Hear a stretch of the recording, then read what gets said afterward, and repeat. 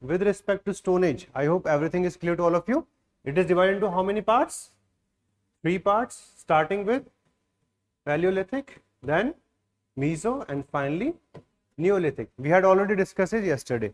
This further understanding, it is divided into 3 parts, lower, middle and upper. Okay, now this Paleolithic, Mesolithic as well as Neolithic, the Stone Age, it is mostly common to whole of India. Okay, so if we see from the perspective of India, it is roughly same. But one thing you have to remember, in each specific region, as we have already seen, हमने बहुत बड़ा range लेके बात किया, like Mesolithic is from 10,000 to 7,000. So what does that mean? It means in some area it started around 10,000 BC, in some area it started around 7,000. This is the range of 3,000 years which we have taken. Similarly, when we were discussing about Neolithic, we had again taken a big range, 7,000 to 3,000, 4,000 का एक difference मिल गया.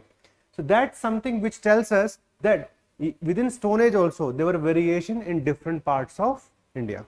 Now we have to understand, after Stone Age, we had discussed about Chalcolithic, okay, and it was based upon copper and eventually bronze.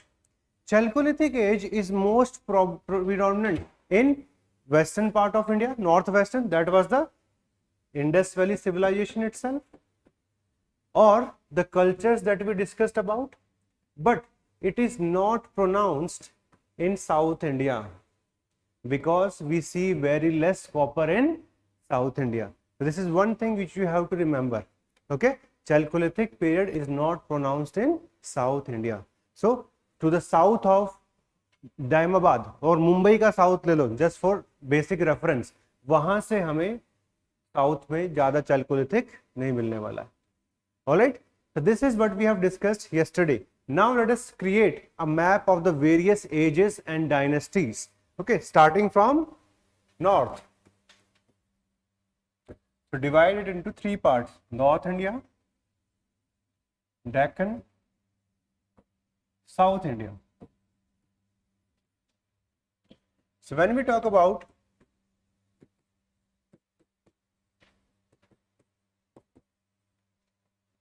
Rig Vedic age and later Vedic age, this was in North India from 1500 to 600 BC.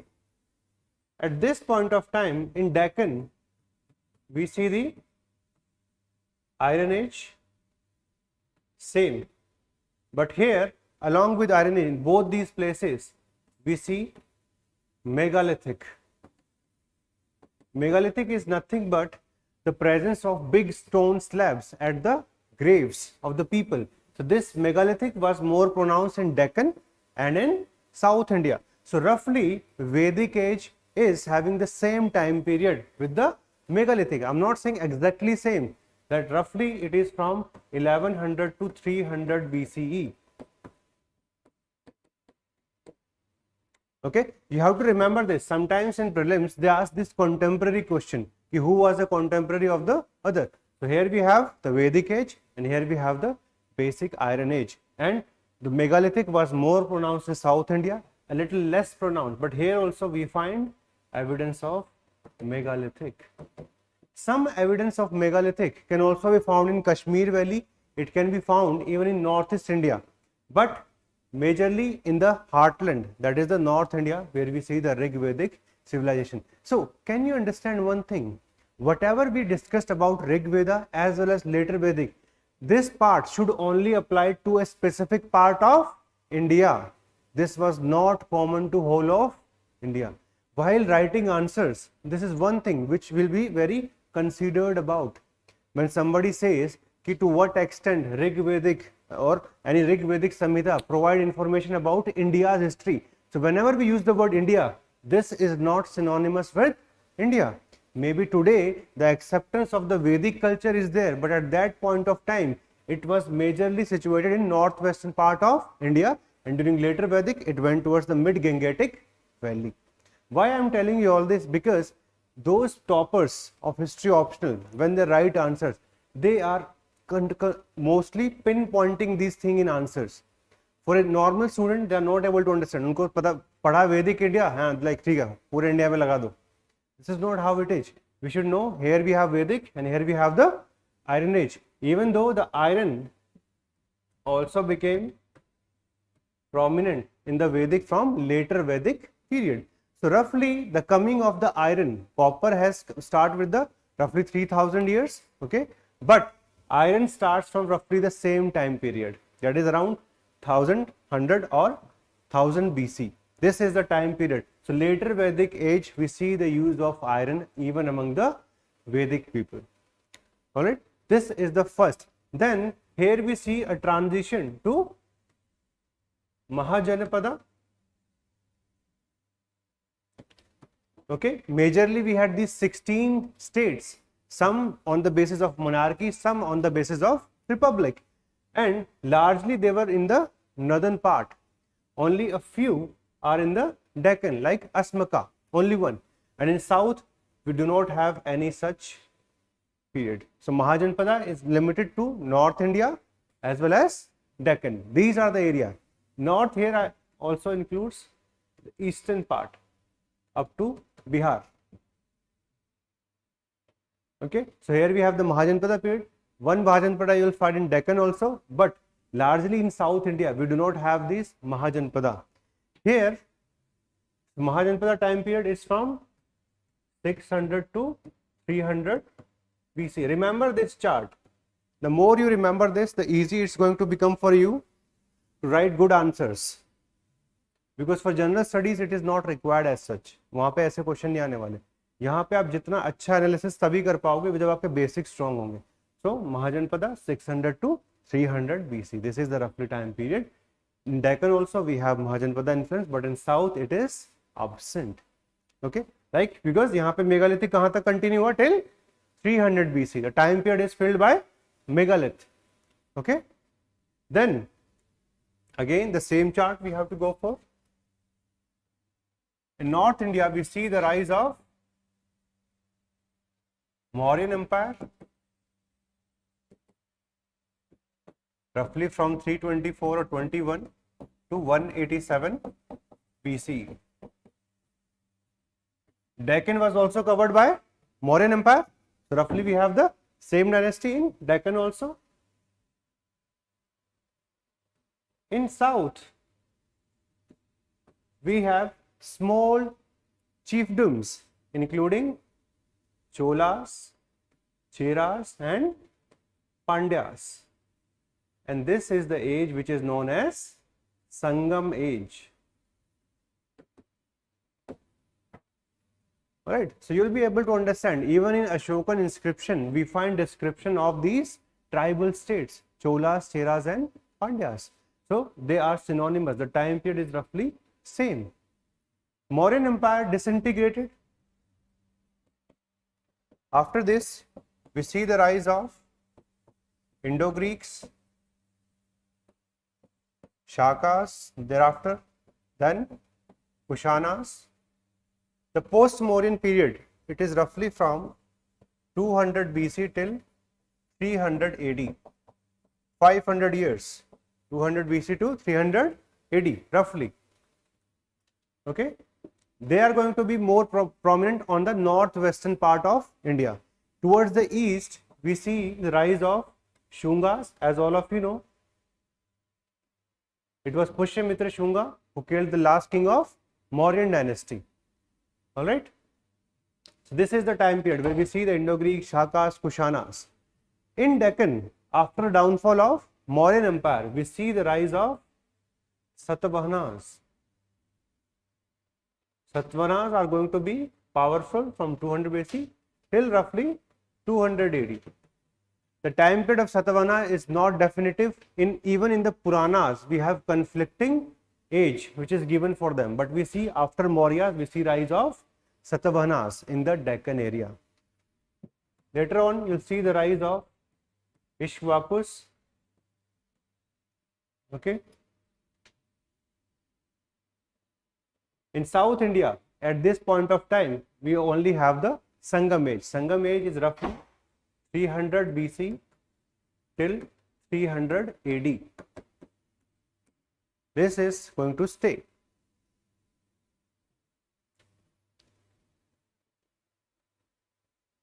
Okay? Are you getting a little bit of clarity about the timeline? Because just knowing the linear timeline of North India is not going to give you complete understanding. You have to also understand the contemporary in Deccan as well as in South India, so that whenever a comparable question comes, suppose we understand Sangam Age and we also understand at the same time the Indo-Greece, you can easily compare the history. Okay, they both belong to the same time period. All right. Thereafter, you see the rise of Guptas. After Gupta, the prominent person was Harshvardhana. After Harshvardhana, we see rise of Pratiharas in the west and Palas in the area of Bengal and Bihar. If we see in the Deccan area, we see the rise of Chalukyas. Okay, for Chalukyas, we see the rise of Rashtrakutas. In South India, after Sangam Age, we see the rise of Kalbharas. Very less is known about this dynasty, Kalbharas. Okay, thereafter we see rise of Pallavas, and after Pallavas, we see the rise of Cholas. So these are the major dynasty, okay, which will be part of our syllabus, and you have to understand this transition. As all of you know, there is going to be tripartite struggle between Pratihara, Palas and Rashtrakutas. Similarly, there is going to be a conflict between Chalukyas and Pallavas. These conflicts are also going to be part of this, okay, which also gives you basic information that they were contemporary because they were fighting with each other. Okay, so once you have to remember this, today we are doing it in the beginning so that there can be an imprint on your mind whenever you read any NCERT, whenever you read any important book, okay, of ancient India, and mostly it should be Upinder Singh only. There you can easily grasp that which dynasty is contemporary with the other one, है ना? तो ये समझ में आ गया आपको? वो बाद में डिस्कस करेंगे आराम से इंडिविजुअली किसका क्या क्या है. अभी आप बस बेसिक जान लो, बिकॉज टाइम पीरियड में घुसेंगे फिर उसकी स्टोरी के आसपास जाना पड़ेगा. अभी हम दोबारा से स्टार्ट करेंगे, will start again from the later Vedic period, यहाँ से दोबारा से स्टार्ट करेंगे, ठीक है. But these are the dynasties. Maurya, they were also prominent in Deccan. In south we see the rise of the Sangam Age after a decline of the Megalithic. Thereafter we see Indo-Greek, Shakas and Kushanas. In the Bengal Bihar region we see the rise of Shungas. After Shunga there was a small dynasty known as Kanvas. ठीक है, याद करना चाहो तो कर सकते हो. It was Kanvas, and in fact the last ruler of the Kanvas was killed by the Satavahana king, the founder Simuka. But these stories can be learned later on also. It's not that much prominent. Concept के लिए इतना important नहीं है. What is important? You should have a basic ideas of these dynasties.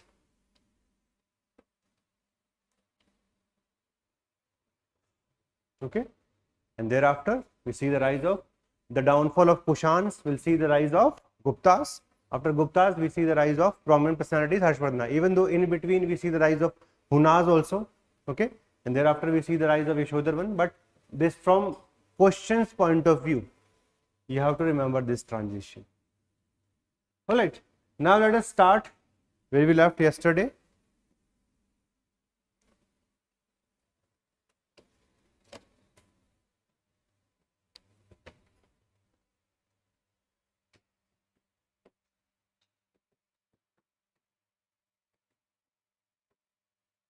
Yesterday we were discussing about Vedic period roughly. यहीं पे हमने and किया था और महाजनपदा का सिर्फ इंट्रोडक्शन किया था.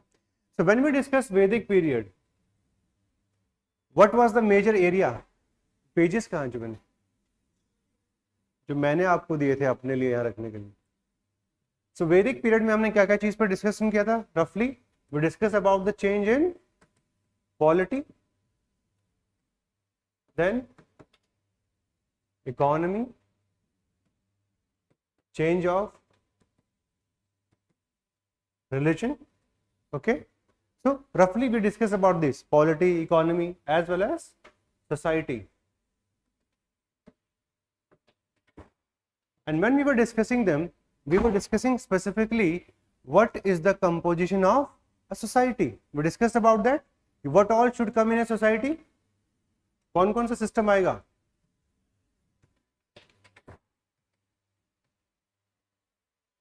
One was this Varna system, which is nothing but the stratification of society, the Varna system.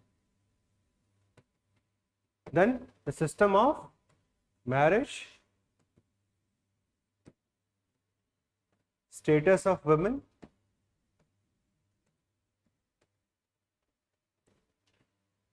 it could be about the role of what kind of education was there.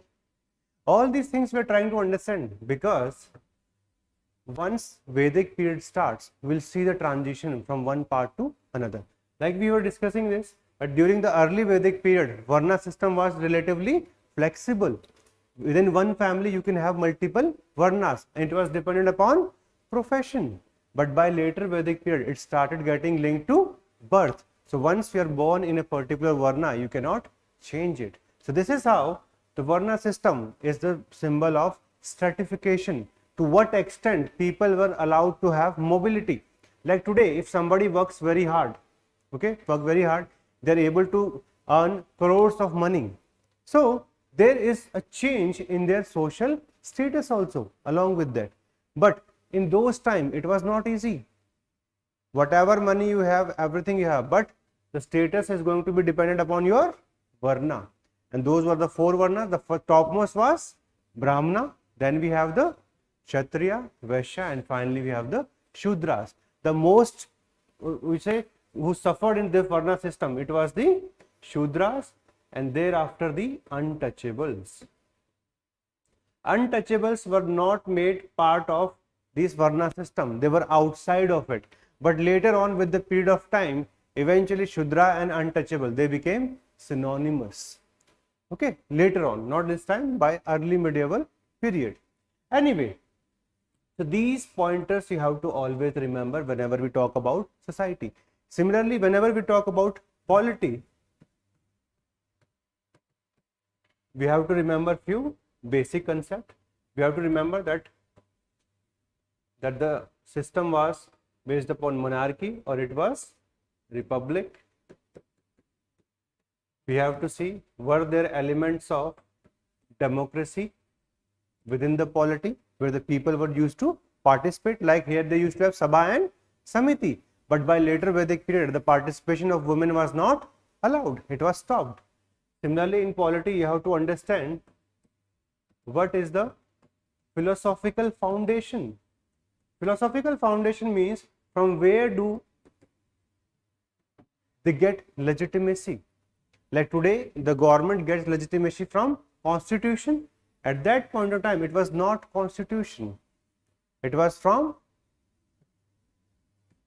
the beginning of Dharma Sutras, which eventually will lead towards Dharma Shastras. So just like they were the constitutions of those times, like all of you know about the famous Dharmashastra Manu Samriti. So Manu Samriti put down some rules, okay, and it was the duty of the king to abide by that. That's how it came to known as Dharma. Dharma means duty, duty of an individual. Okay, so these Dharma Shastras, initially they were Dharma Sutras, then they shifted toward Dharma Shastras. So they became the real deal or the philosophical foundation behind the state. Okay. Similarly, we had to understand the role of bureaucracy. Okay.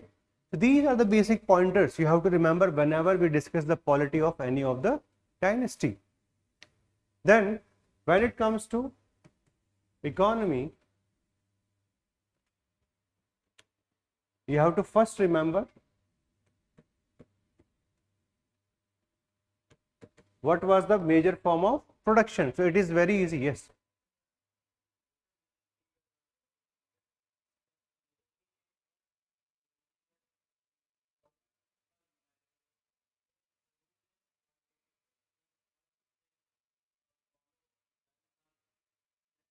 by the time of the Vedic period, Dharma Shastra was not there.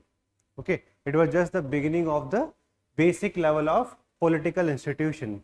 After 6th century BC, we see the development of Dharma Sutra, which were now to be followed by the king. So what the Dharma Shastra were doing, Varna system was given in the Vedic literature we discussed yesterday, but it was not highlighting the duties as such. Those duties were clearly defined in the Dharma Shastras. If you become the king, what should be your duty? Or if I am a Shudra, what should be my duty? That was eventually given in the Dharma Shastras. So that's how it eventually became the system that whoever is going to become the king eventually has to abide by the Dharma Shastras. धर्म शास्त्रा को इस तरीके से समझो, there is a universal law, the manner in which the universe has been built, and if we follow that law, eventually the universe is going to stay in the same state. If we are not going to follow the laws which are given by the universe, okay, eventually it will lead to the end of the world. So this was the concept which was created by the Dharma Shastras. Okay, and this became important for them to follow. So if we say economy, it is very easy that in the early Vedic period, what was the mainstay of the economy? It was animal rearing or pastoral in nature. Starting from later Vedic period, the main production, it was dependent upon agriculture. Okay. Then we see what were the various occupations. Like with the beginning of the Iron Age, we see large number of occupations. We also try to understand the taxation system. We try to see if the taxation system is progressive or regressive in nature. Progressive taxation system means whenever the income increases, the tax also increases. Regressive means the income increases but the tax does not increase, or it stays same. Like if you see indirect taxes में ऐसा नहीं ना कि if you are buying a bottle of Pepsi, so if a rich person is going to pay, he is going to pay extra tax. No, the tax is same. So that's why indirect tax normally are considered regressive and direct tax should be progressive in nature. If you have higher income, you should pay more taxes. Okay, so mostly 1/4 to 1/6 of the produce of the land used to be the tax. Initially, during the early Vedic period, this taxation system was voluntary in nature. Whatever was to be given by the tribe to their king, it was voluntary. उसको क्या बोलते थे? बलि. Okay, but starting from later Vedic period onwards, this taxation became mandatory, and specific posts were created of the bureaucrats so that they can collect the taxes from the general people. Like today in the bureaucracy, we have Indian Revenue Service. Okay, both for direct as well as indirect tax. Similarly, these also were created. Within economy, we also try to understand the patterns of trade. Trade could be local trade, it could be national trade, it could be even international or between the civilizations. We also try to understand the trade setup. We also try to understand the communities or the business communities which participate more in the economic setup. Like all of you know, Bania is a community which has always been indulged in the business. Okay, so just like this, there are going to be different communities which will participate more in the trade. So whenever we see economy of any dynasty, you have to see these building blocks. This statement should come into your mind, and whenever you remember them, you are going to write a very good answer. When it comes to religion, we have to understand first of all who are the major gods. Okay, or goddesses. We try to understand, like all of you know, during the Indus Valley civilization, the chief goddess, she was the mother goddess, right? But when it comes to the Vedic period, we have a major gods. Early Vedic में दूसरा था, like Indra was the highest one. By the time of later Vedic, we see the rise of the Trinity, Brahma, Vishnu and Mahesh. So this is the first part of any religion. Who are the major gods or goddesses? Second,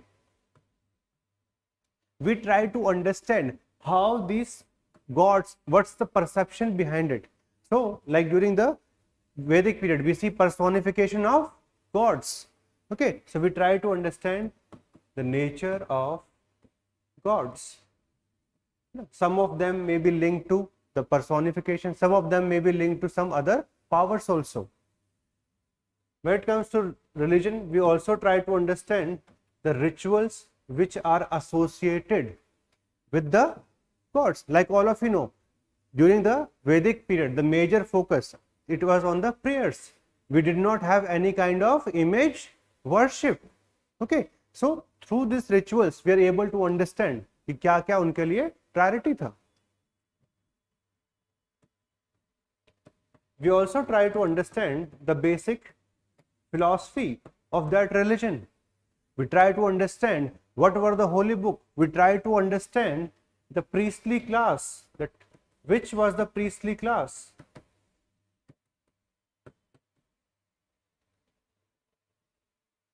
Alright, so whenever you see any religion, it's not just about God, it's about the complete setup. हमें हर चीज समझनी पड़ती है उसके अंदर की. And this is our work. Whenever UPSC asks this question, what was the transition of religion from early Vedic to later Vedic period, we'll have these pointers. 4 to 5 subheadings can be created, and below them we can always compare them. It will become a very good answer. That's why before understanding, starting from Vedic period onwards, first you have to understand these basic building blocks. What is the meaning of society? Like you see today, how society worked. In similar manner, it was there, but the complexity of the society was relatively less. We try to understand who was in power, men or women. So was the society patriarchal or matriarchal? In 99% of the cases, it's always going to be patriarchal. This has been the stage in throughout the civilization of the world. We try to understand about polity also. What was the status of polity eventually? So these are the things which we'll see. Similarly, in the economy as well as in the religion. These are the 4 most important themes which are going to be recurring throughout every dynasty. And once we are able to understand them, we are always going to have better clarity.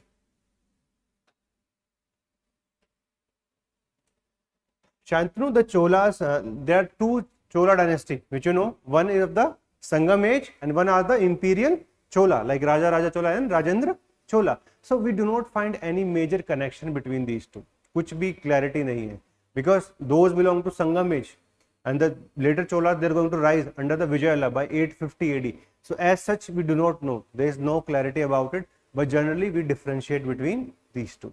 Okay, so as such उसका कोई relation नहीं है. Now let us start with Mahajanapada. अब थोड़ा जल्दी जल्दी overview लेते हैं, because these topics will be covered in detail later on. अभी हमने बस building blocks बनाए हैं पूरा. I think yesterday we discussed about what is history all about. We discussed what is the meaning of a source. We discussed what is historiography. We started discussing what is the meaning of a later Stone Age. क्या उसका transition कैसे हुआ है, ठीक है. We discussed about the first civilization, culture versus civilization. We discussed. Then we discussed about the first major culture that starts from Vedic Aryans, and that has affected the overall society built up in India. Starting from Mahajanapada, we had discussed a little bit yesterday. We see the beginning of state system. Yesterday we discussed about the transition also. The transition, it started during the Rig Vedic Jana, then we see Janapada, and then finally Mahajanapada. And whenever we talk about state, it has 4 characteristics. The first characteristic is the citizen or the people itself. Second is going to be territory. Third, government. And this government is going to exercise sovereignty over people as well as territory. So whenever we see these 4 components, there we use the word state. And during the Mahajanapada period, we see the rise of 16 states. And the most prominent among them was Magad. And that's why Magad was able to expand. It has famous rulers. Famous rulers. Who are the famous rulers? Like Bimbisara. Then we have the Ajat-Shatru. Then we have the famous which dynasty? Mauryan तो थोड़ा बाद में आएगा. Shishunag dynasty aata hai, Kala Ashok like. Okay, then we have the Nanda dynasty, and finally we see the Maurya dynasty. So it is from Magda we are going to see a conversion of the Mahajanapada into an empire, a pan-India empire. So this is going to happen because of some strengths of Magda. Magda was having various categories of strength. First of all their capitals were strategic. Like first capital was Rajgir, which was surrounded by 5 hills. Similarly, when we talk about Patliputra, Patliputra is surrounded by 3 rivers. So it was known as Jal Durga, means if you have 3 rivers, it's easy to defend your kingdom, right? Because the enemy has to cross the river, then they are going to fight with you. That's why Magda was having a very strategic location, and it is often considered as the main reason why Magda was able to expand later on. Plus the policies of the rulers of these various Magdan rulers, starting from Bimbisara, Ajatashatru. So at that point of time, expanding kingdom required different kind of initiatives. Like your army should be strong, no doubt, but marriage alliances was also a method through which they were trying to increase their power. Like Bimbisara, he married to 3 prominent dynasties of the time, and through this he was able to expand his kingdom, his influence. So all these things were done by Magda, and it was able to eventually transform into Mauryan Empire. This is a small theme, but 6th century BC also had some republics. Yesterday we were discussing that even though we call them republics, the true nature is oligarchy. Means it was the rule of a group of people who were powerful in nature. Can you name any one of them? Like we had the Lichavis, okay, or we had the Malla Mahajanapada, even the Sakya Republic, from which we see the rise of Buddha, that was also a republic. Okay, so majority of these republics, they were in the foothills of Himalaya. Okay, and there they were able to have this kind of government. But eventually the monarchical system, it was too powerful. These people were not having any standing army. Plus, try to understand this, whenever we have different power centers, it is very difficult to take a final decision, and this was the problem. Like in Vaishali, there were 7,707 Rajas. So if somebody has to take a decision, it is going to be validated by how many people? है ना, 1-2 साल तो इसी में निकल जाएंगे, right? This is just indicative in nature. I am not saying this is itna hona chahiye, but this has been mentioned in the text. Yesterday we discussed that the information about these 16 states, it comes from Jaina and Buddhist scriptures, है ना, Bhagavati Sutra. Okay, so this is mentioned, more than 7,000 Raja are there. That's why internal problems were the main reason for the downfall of these republics. Plus they were having very less resource in comparison to these empires like Magad, which was at the heartland of the Gangetic Valley. That's why we have to always remember that republics were there even before Greece. Okay, even before Greece. These are the kind of examples which you can use while writing essay.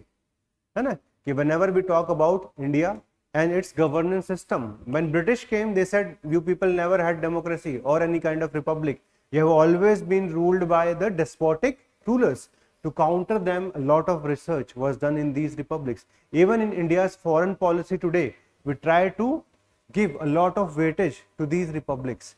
That's why you should also remember it, because government is giving a lot of emphasis on India's past.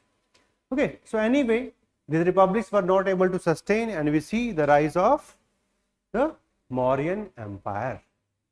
This is how the history is going to develop later on. With the rise of Maurya,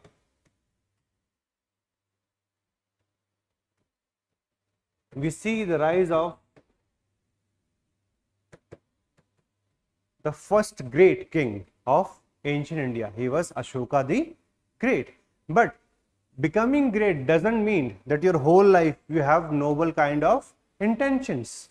Now, if we see, he also fought a war of succession. and he killed 99 brothers. अब पता नहीं कहाँ से आए इतने सारे, है ना? It is also maybe indicative in nature, but anyway in those times having so many marriages, so 99 possible तो है figure wise, right? But he killed 99 of his brothers to become the king. Thereafter he also fought the Kalinga war, after which there was a change of heart and he was saddened by the events, and thereafter he came up with a policy which is known as Dhamma. Dhamma was a code of conduct. What should be done, what should not be done. Like when it comes to what should be done, he said we should respect our parents, we should respect other fellow beings, we should respect even our slaves. This is the kind of tools. When it comes to don't, he always tried to give example that we should not hate other people, we should not have bitterness inside us, okay, we should not be violent, we should not eat animals. All those things, do's and don'ts, were the part of this policy of Dhamma. And to promote it, he came up with the system of inscriptions. Within these inscriptions, we have major and minor inscription, both on rock as well as pillars, okay, and thereafter we also find some of his inscription on the caves like Barabar and Nagarjuni. So these are the system of inscription. So this was a kind of constitutional outlook which was provided by Ashoka to the governance class. For the first time, a king is taking so much pain. He is going on Dhamma yatras to the different parts of his kingdom. Now, this is what is done by various MPs and MLAs. They go to their areas. है ना, India में लेकिन थोड़ा सा different रहता है. Only before election, है ना, 10 दिन पहले या 15 दिन पहले वो अपने एरिया में पहुंचते हैं. But what he was doing, he was going to different parts of his empire every 2 to 3 years. He appointed various officers who were having the same kind of responsibilities. So that's why Ashoka's major focus changed from warfare towards the welfare, and that's the reason why he became Ashoka the Great, one of the first important king. Sometimes you'll be asked this question, tell us about 2 important historical personalities from ancient India. So this can be one of the example for that major personality. Okay, but this is about the transformation of polity which starts from early Vedic period and reaches a stage by the rise of Mauryas. Similarly, we have to also understand the change of religion. So we have already discussed early Vedic period and later Vedic period. During early Vedic period, we had 16 categories of priests, okay, and the major form of worship, they were prayers. By the time of later Vedic period, the emphasis on rituals increased, and this became problematic for the common people. Whenever the religion becomes complex in nature, whenever there is going to be increase in complexity, it's always going to lead to some kind of backlash. And as we have already seen, in this religion we had hierarchy of Varna system. At the top we had Brahmana, then we had Kshatriya, then Vaishya, and finally we had the Shudras. So these Kshatriyas, they were the one who are going to challenge the monopoly of Brahmanas, and that's how we see the rise of 62 sects. We discussed the difference between sects and religion yesterday. Okay, there are 3 major important things you have to remember. First, there should be a canon or a holy book, there should be a priestly class, and finally there should be followers, है ना. Mostly in sects we do not find many followers, एक या दो, बहुत कम रहते हैं, ठीक है. So out of these 62, we see the rise of Buddhism and Jainism, and there were various factors which were responsible for their rise. One, the problem which was associated with the religion, that large number of rituals, and now they started believing in sacrifices. Sacrifices of bull will affect the economy of a farmer, so naturally they are not going to do it. The economy was becoming more vibrant by 6th century BC. That's why the new economy also required a new kind of religion.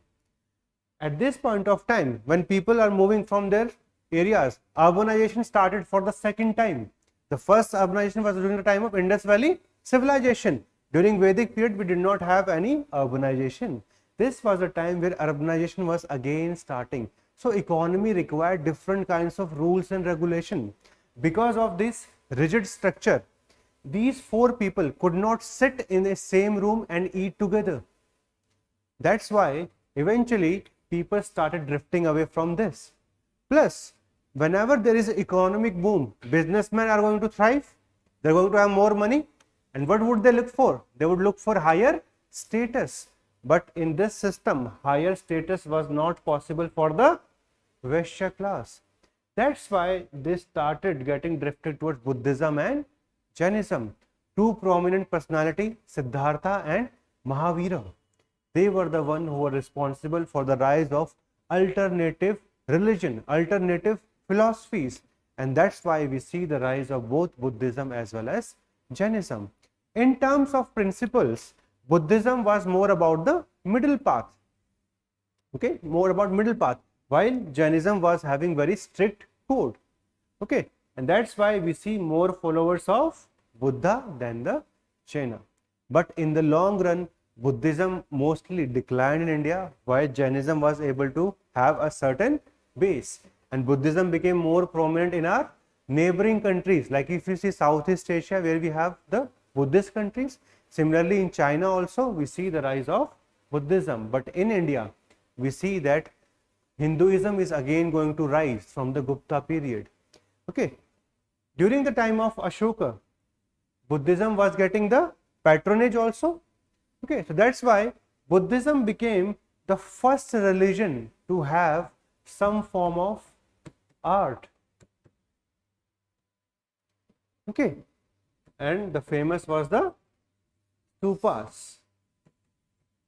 Okay, stupas, they were nothing but they were the mounds which were created on the ashes of Buddha, and with the period of time it became a fashion. Like the famous stupa that we have the Sanchi stupa as well as Bharhut stupa. They are the famous stupas. Along with this, we see the excavation of caves, okay, which were again linked to Buddhism and Jainism. So what we need to understand, art and religion, they are very close to each other. One is always going to influence the other. Okay, with the period of time, whenever the dynasties are going to change, the art forms are also going to change. So by post-Mauryan period, after downfall of the Mauryas, we see the rise of three prominent schools of sculpture, okay, which all of you know, Gandhara, Mathura and Amravati. And they what they were about? They were about making the images of Buddha prominently. But if we talk about Mathura school also was linked to Hinduism as well as Jainism. The rest two were only prominent about Buddhism. So Buddhism was the religion which eventually became the main source of beginning of art and architecture. And thereafter, when we see the rise of Guptas, we see the beginning of temple architecture. This form of temple architecture was known as Nagara style, okay, in North India. A variation of this became prominent in South, okay, and it came to known as Dravidian style of architecture. This was started by Pallavas, and in Deccan a mixture of Nagara style and Dravidian style, and it came to known as Vesara, and this became prominent under Chalukyas. So these are the three initial dynasties which you have to remember for the beginning of the temple architecture.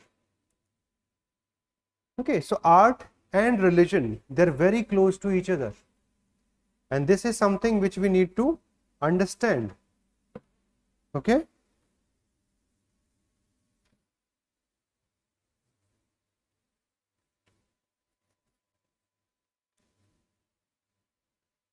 so I hope you are able to understand how the polity was transitioning. Okay, starting from the Vedic period by the Mahajanapada, then the creation of a empire. Similarly, we see the transition of the art also, starting from stupas, caves, and then eventually towards the temple architecture.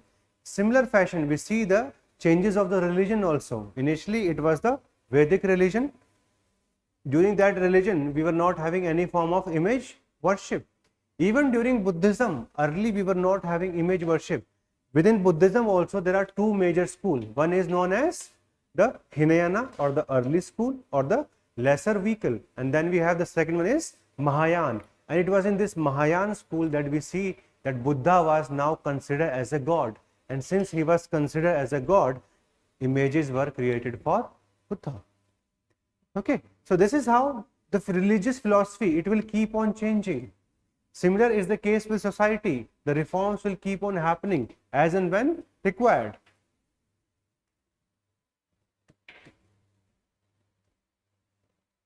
So the Mauryas, they were able to rise under Chandragupta Maurya. He was the founder. The major help, it was provided by Kautilya. Okay, this is all we know about this. And later on, Ashoka was the one who was able to create one of the biggest empire. And then he was the one who came up with Dhamma. Dhamma became the major policy. Thereafter, we see its decline. This decline has been linked to large number of factors, including the passive policies of Ashoka, who gave up the readiness of the army after the Kalinga war, because now he was more towards the welfare rather than towards the fighting. But other than this also, there were other problems from which Mauryas were suffering, which some of them were linked to economic decline, because the expenditure of the army was very high. Okay, and they were not able to sustain. We see the rise of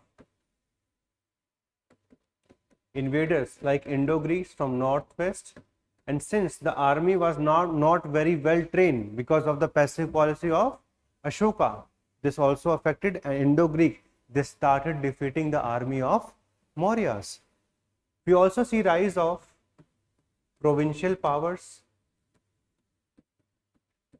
in the peripheral areas, who were now trying to create their own state, their local state. So because of all these factors, Mauryas declined, and the last king Brihadratha, he was killed by Pushyamitra Shunga. So after this, we see the rise of Shunga dynasty, and their founder Pushyamitra Shunga, he gave patronage to again Brahmanism. Okay, but later on, Pushyamitra Shunga's son Agnimitra, he again gave patronage to Buddhism. So that keeps on changing one after the other dynasties. Eventually, we see the decline of Shunga dynasty and rise of Kanvas under Vasudev Kanva, and this Kanva dynasty will end, and it will be put down by the founder of Satavahanas, and his name is Simuka. So this is how the indigenous dynasties, Maurya, Shunga, and finally we have Kanvas. This was the time where we started seeing the invasions from northwestern part of Indian subcontinent, and they also have a certain kind of timeline which we need to understand. Now let us see. The first one to come, they were Indo-Greeks. The most famous personality here is King Menendra, and he was the one who asked questions to the saint, and known as Milind Panho, the questions of King Menendra. Thereafter, we see the rise of Shakas. Along with this, we also have Pehlavas. Okay, like from Shakas, we have famous king Rudradaman. All right, and thereafter we have Kushanas. We have very less understanding of these outsiders because the texts are very less, literary texts are very less, and we have to depend upon coins, we have to depend upon inscription for understanding these dynasty. And likewise, the number of questions which come in UPSC exam, they are also very less from here, because we do not have much history. We have to depend upon mostly coins for understanding. Among the Kushanas, the most prominent personality is Kanishka. He was the one who had the 4th Buddhist council, and where we see the rise of Mahayana Buddhism. So these are the one. Eventually, the Kushan would be defeated by the Guptas. The earliest Gupta king was Sri Gupta, but the first independent king, He was Chandragupta first. Okay, so this is how the outsiders eventually in North India we are going to see the rise of Guptas.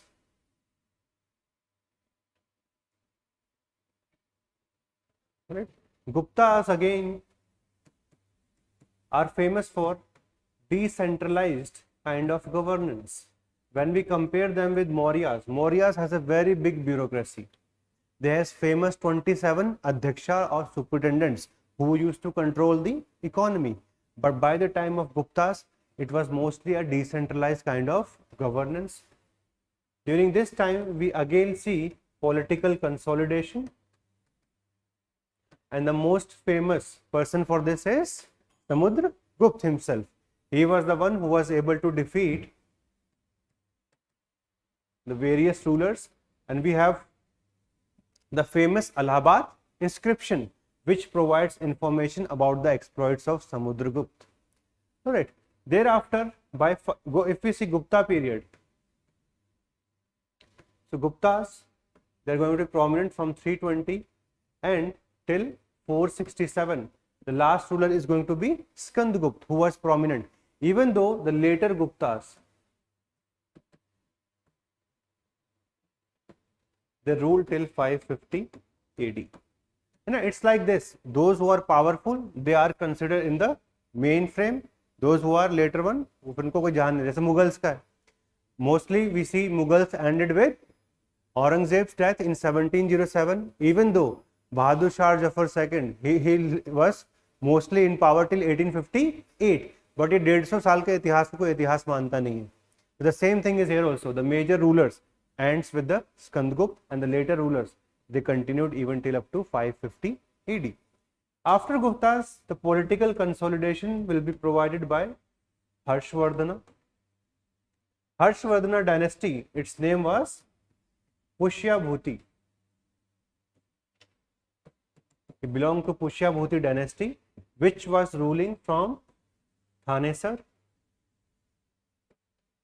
They were having matrimonial links with one more dynasty which was known as Maukri, and this Maukri dynasty was ruling from Kannauj. And because of the alliance between Devagupta of Malwa and Shashanka, we see a power vacuum in Kannauj, and this power vacuum was eventually filled by Harshvardhana. So Harshvardhana is going to rule from 606 till 647. This is the time frame of Harshvardhana, in which he was able to again create political consolidation in the North India. But in North India, the problem was, starting from the time of Guptas, we see large scale level of land grants. Okay, the system of land grants was now becoming prominent. Land grant means, like suppose you are a military officer, you are providing some services to the state, and for your duties, the revenue of that area would be collected by you, and you will be able to have the other associated privileges also, which may be administrative, financial, or even of other nature. That's why the system of land grants became prominent from Gupta period onwards, and this system is known as Samant system, which has often been linked to feudalism. Okay, feudalism is always about reduction of power authority of center. Okay, so center becomes weak while the peripheral or the local rajas known as Samantas, their power keep on increasing, and this eventually leads to fragmentation of laws. As all of you know, whoever is going to become powerful in their own area, they would always like their laws to be implemented in that specific area, and this was the reason after that Gupta period, even under the Harshvardhana, we see this sub-infeudation or feudalism. Even though this is a question of debate, to what extent we can say there was feudalism in India, because feudalism is essentially a concept of Europe, and the Marxist historian, which we have already discussed yesterday, the third subcategory of the historiographical school, this was the one which was trying to use this model of feudalism even in the context of India. And the main first personality was D.D. Kosambi. He was the one who said there was feudalism in India. And it is a very big debate which we will cover in early medieval India. Alright, so if we see from North's perspective, after Mauryas, we see the rise of the dynasties like Shungas and Kanvas. Kanvas was finished off by Satavahanas. The invaders were Indo-Greek, Shakas, Parthians and Kushanas. After Kushana, we see rise of Guptas, and after Guptas, eventually we see the rise of Harshvardhana as well as the era of feudalism or Samanta, which remains a debate. Okay. If we see Deccan, in Deccan, we have Satavahanas. Alright, Satavahanas were having similar kind of administrative structure like the Mauryas. And here we have famous king like Gautamiputra Satakarni. There is one important thing which you need to remember. They used to use the name of their mother in their title, like Gautami Putra Satakarni. So these were the famous Satavahanas. And Satavahanas, they were also having two power centers. The first power center was around the area of Amravati, and then they shifted towards Pathan. Maharashtra, the western part of Maharashtra was under their control, and there is a very big debate that where did Satavahana started from. Some say it started from Karnataka, some say Andhra Pradesh, and some say Maharashtra itself. But irrespective of the nature of that debate, Satavahana was able to control the Deccan.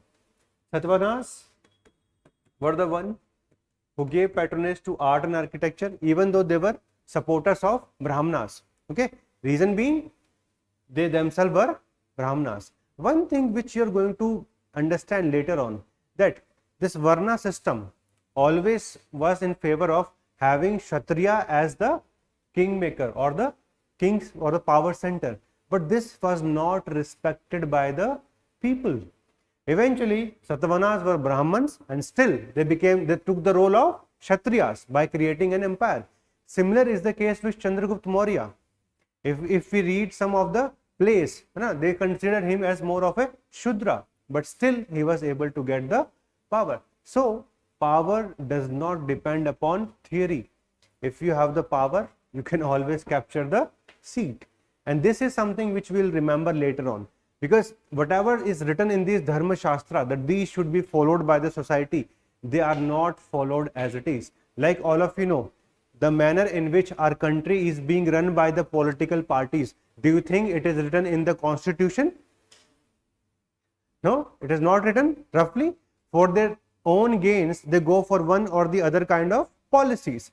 Even though we say specifically religion should not be used in the politics, but does it deter these people from using the religion in the politics? No. Similarly, you can understand this also, that Dharma Shastra has written a code that Kshatriya should become king, but no, whoever had the power, they were able to make their own dynasties, and this we have seen ample amounts of time. Okay, so Satavahanas, they were prominent in the Deccan. After Satavahanas, in the Andhra area, we see the rise of Ishwakus, and in the central Deccan area, who became the contemporaries of Guptas, they were Vakatakas. Okay, whenever we discuss about Ajanta caves, Vakatakas were the one who were majorly linked with these paintings.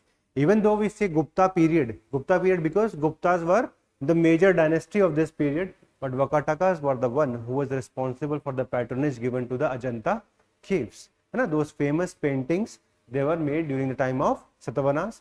Ajanta caves have two phases. The first phase is linked with Satavahanas, the Hinayana phase, and the Mahayana phase is mostly linked with the Vakatakas. Okay, so the Vakatakas, they were again having matrimonial relation with Guptas. Prabhavati Gupta, she was married to the dynasties of Vakatakas, and they were ruling from the areas of Deccan. Okay, and one thing which you can remember as a factual part, maximum number of land grants given to people. This is the dynasty in Indian history which has the maximum inscription. where the written records of giving villages to military officers we found. Okay, so this is something you can remember, that Vakatakas are the one, even though the first recorded land grant in Indian history, it belongs to Satavahanas. Okay, the maximum they are given by the Vakatakas, and starting from the period of Guptas and Vakatakas, they both were contemporary, even sharing the matrimonial alliance between them. So in Deccan, Satavahanas, Ishwakus and Vakatakas, these are the major dynasties that we see here. Thereafter, the power would be taken by Chalukyas. The word Chalukyas is very confusing, okay, because you are going to find Chalukyas of Badami, Chalukyas of Vengi, Chalukyas of Saurashtra. So different kind of Chalukyas are there. Okay, but the two major Chalukyas which you should remember, they are Chalukyas of Badami or Vatapi. Okay, and one of the relative from this Chalukyas created the kingdom in Vengi. The most prominent ruler of the Chalukyas, who was Pulkesin II. One of the most famous rulers is Pulkesin II, and he was the one who defeated Harshvardhana when he was trying to cross the Narmada rivers. So this is what Chalukyas is all about. Okay, beginning of detailed kind of administration. They were also majorly supporters of Brahmanism as well as Jainism. Okay, not major supporters of Buddhism. So that's why in their capital, okay, Badami as well as Ehol, Patdakal, these are the remarkable areas of Chalukyas from where you find their major monuments, and mostly they are going to be linked with either Hinduism or Jainism. The Chalukyas were eventually dethroned by Rashtrakutas. Okay, Danti Durga was the founder of Rashtrakuta dynasty, and thereafter we see that they were able to have a larger reign. The prominent rulers of this dynasty, like the most important thing from where UPSC asks questions, it's the creation of the caves of Ellora, and here also the prominent temple of which one? Kailash temple. That Kailash temple is linked to Krishna, first ruler of Rashtrakutas, and this is the area from where maximum question of Rashtrakutas are going to come. We'll read about art and architecture in detail in the main classes. And Rashtrakutas were also linked to the famous tripartite struggle from the north. Okay, so after Chalukyas we have Rashtrakutas, and this is roughly after Rashtrakutas also, if you wish to remember, we see the rise of Hoysalas. Okay, and they are also known for their temple architecture, which is known as stellate plan or star shaped temples, which was borrowing some elements of Nagara style and some elements of the Dravidian style. So after this you are going to see the major dynasty was Hoysala in the Karnataka area. Okay, this is what Deccan is all about. Now let us briefly see South. So in South India,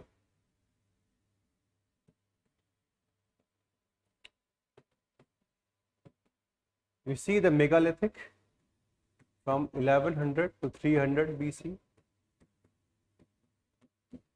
This is a time where we see the development of civic sense in the people of South India. Okay, even though let me tell you one current affair, researches are being going on. There was one Tamrapani civilization. There is a local river in this area, okay, where civilization may have been there, but it is still not validated by the final history books. But इसलिए हम अभी बस यहीं पे focus करेंगे, इसलिए UPSC भी ज़्यादा करंट अफेयर के ऊपर क्वेश्चन नहीं डालता ऑप्शनल में. Reason being they are just speculation unless they are accepted by the peer review of various historians. So megalithic is the period where we found big stone from graves. We found the use of iron. We find the expansion of trade and commerce activities in South India. Plus, important thing was the habitation sites. The habitation sites, they were different from the graves. तो graveyard, जैसे आज की date में concept बहुत clear है, We have graveyard different from the habitation site. But this was not so during the Stone Age. This was not even different during the Chalcolithic period. So in South India, this was the beginning of real civic sense. And by the time of the late Megalithic period, we see the rise of Sangam Age. The literal meaning of Sangam, it means confluence, means mixture of different rivers. जैसे कि हम यहाँ प्रयाग में बोलते हैं ना, संगम यहाँ पे होता है of different rivers, right? So this is what Sangam is all about. During this time, we had three prominent dynasties: Cholas, Cheras, and Pandyas. And the Sangam Age is mostly given patronage by Pandyas, and the major place was Madurai. This is where the Sangam or the poets, they came from different parts of India. They assembled there, they composed in the prominent language of Tamil, and through this they were able to create magnificent literature. Okay, and that literature had different components. If you wish to remember, you can remember that it has Atutokai, Pattu Pattu. It also has the famous grammar book known as Tolkappiyam. So, बाद में याद कर लेना. We have different texts. Sangam Age कोई एक specific text नहीं है. It has many composition. Okay, which can includes Pattu Pattu, Atutokai, as well as the grammar book of Tolkappiyam. ठीक है, but majority of this composition has not survived. Alright, because the assembly had large number of poets, 7,000, 8,000, not historically verified. So that's why some part of this is related to the myths only. Sangam Age is the time where we see the beginning of art, okay, of this sense, including the composition, and thereafter we see the rise of Kalbharas dynasty. But Kalbharas, we do not know much about it, what was the ruler, etc. We do not have the records. But that's why the first major dynasty in South India, it was the Pallavas. It has prominent personality like Mahendravarman, okay, Rajsimha. These were the prominent kings of this Pallavas dynasties. Pallavas are famous because they were the one who were the builders of one of the earliest administration in South India on the basis of Dharma Shastra model of polity. Dharma Shastra model means eventually they are going to go with the Varna system. Okay. Plus, if we talk in terms of architecture also, so they are linked with Dravidian style of architecture. Prominent places which are linked to the Pallavas dynasty is Kanchipuram, Mahabalipuram. These are the areas which are linked with the Pallavas. Okay, so Pallavas are the one who were able to provide a systematic structure to all walks of life in South India. It includes society, economy, all those areas. Okay, and after the Pallavas, eventually we see the rise of Cholas. They're going to rise roughly around 850 AD. The Vijayala is the founder of the Chola dynasty, but the major grandeur, it's going to come under Raja Chola and then his son Rajendra Chola.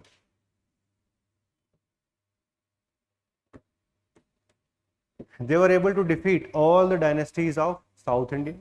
They were the one who were even able to capture the foreign territories. This has happened very less in Indian history. Cholas were the one, like Raja Chola. He was able to capture Lakshadweep. They were able to capture Maldives. Okay. Then he was able to capture even the northern part of Sri Lanka. And by the time of Rajendra Chola, we see the complete capture of Sri Lanka. And he even sent various expedition navies to the part of Malacca Strait.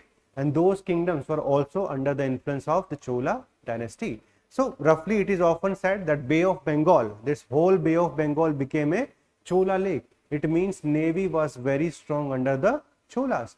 Plus Cholas are also very famous for their local self-governance.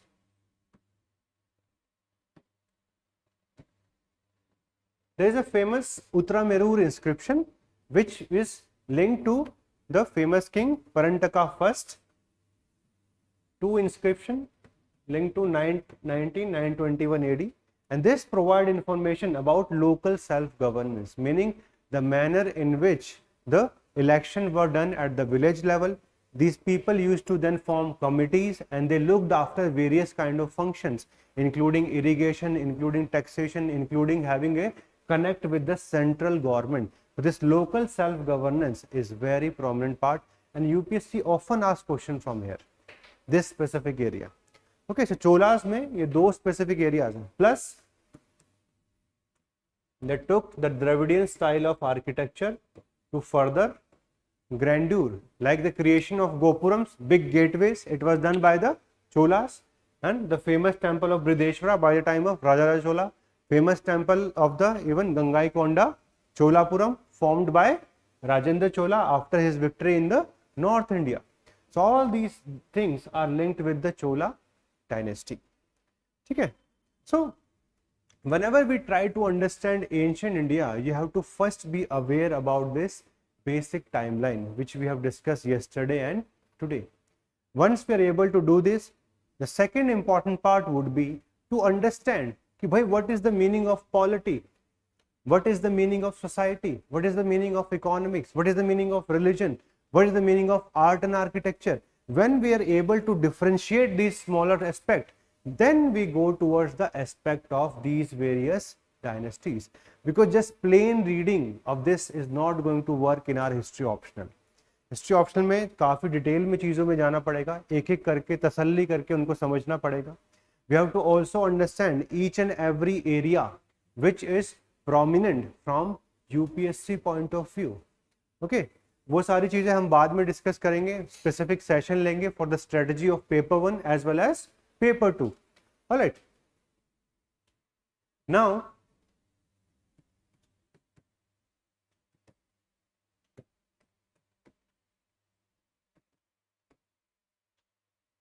when we talk about ancient India, UPSC is always going to ask question from different kind of aspect.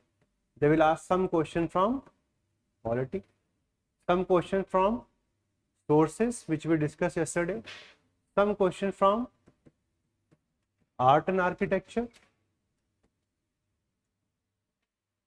Some cases they are going to ask historiography also, because there are debates on various topics of history. Those specific aspects will also be asked by them. They are also going to ask some question on literature. Okay, specifically from South India, they ask question mostly from Sangam Age and Cholas. So ancient India, if we see the paper,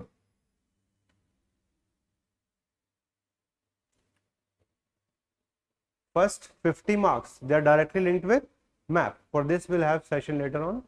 Okay, other than that you have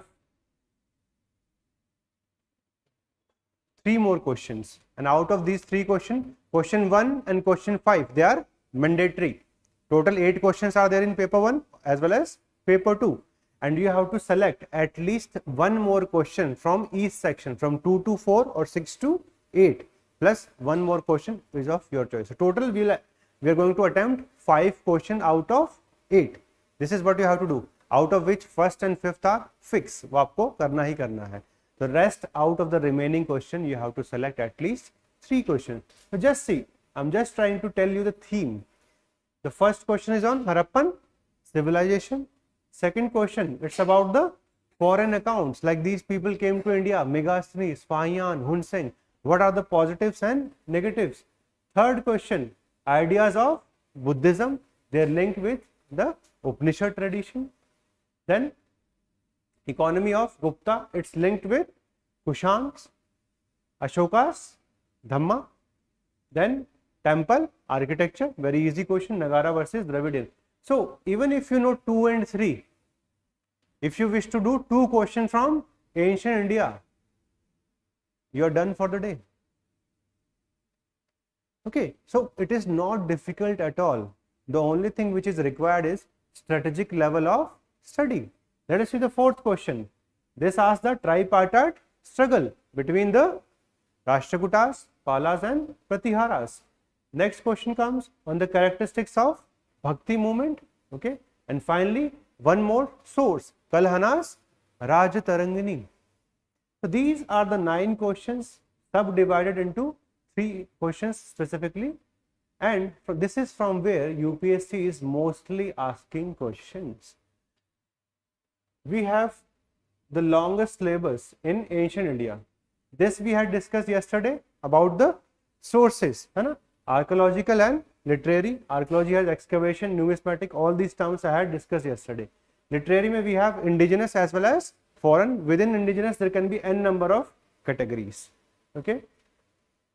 Then when we talk about prehistory and proto-history, I hope this term is known to all of you by now. Prehistory means we do not have any written record.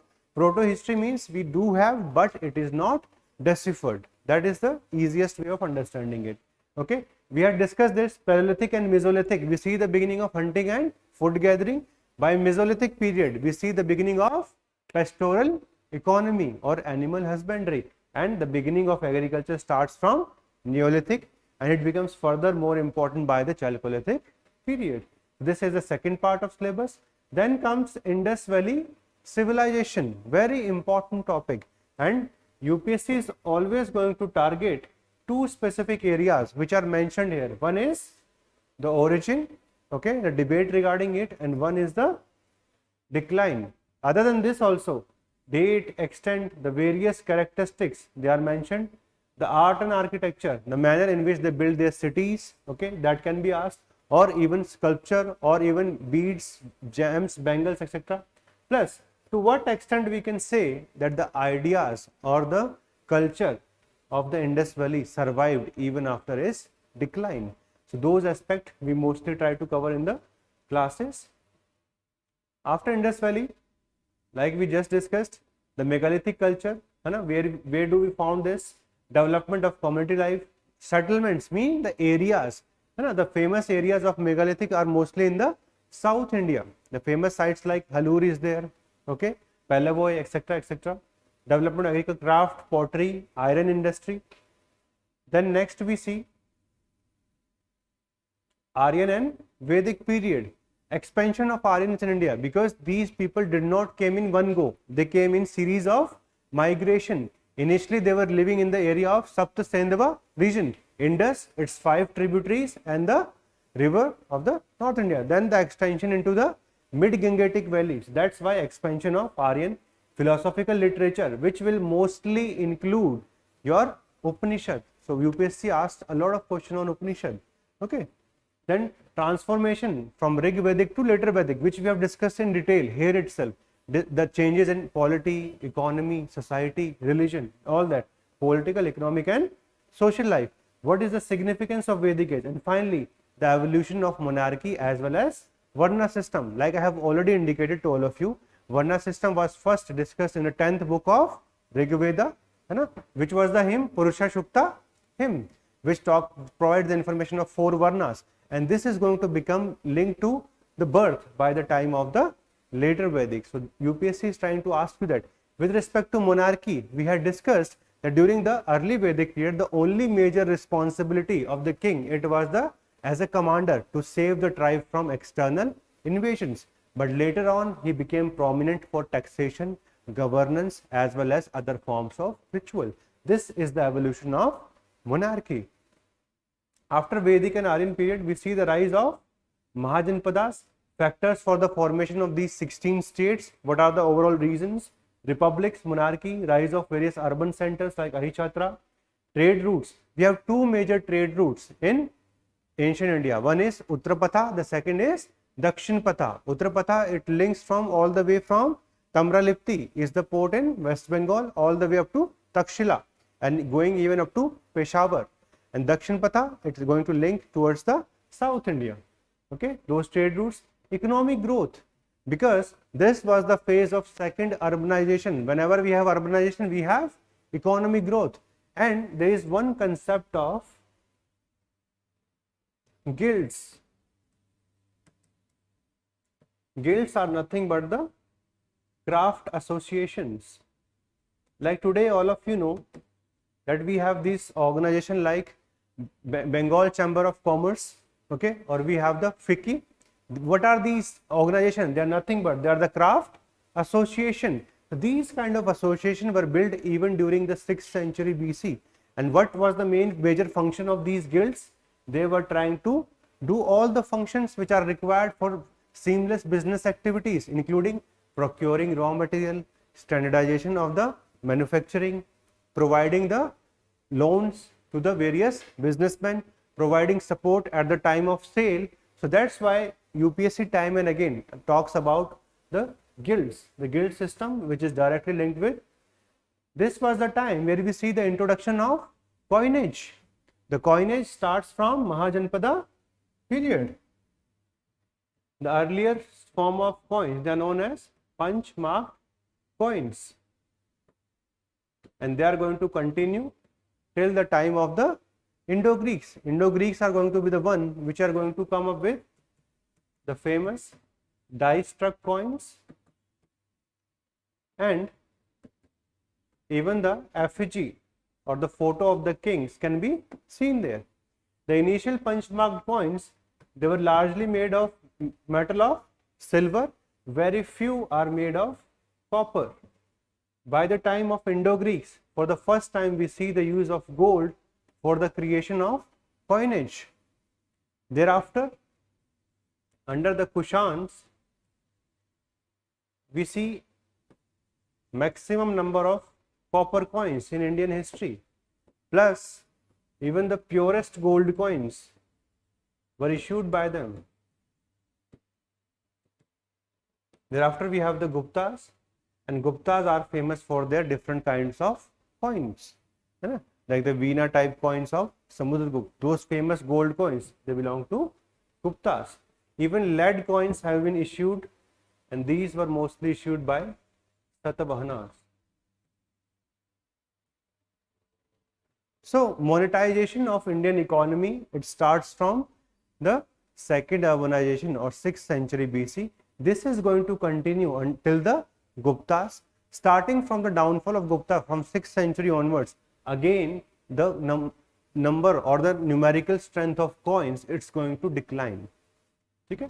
I am explaining this with the help of these mind maps so that you can understand it even better.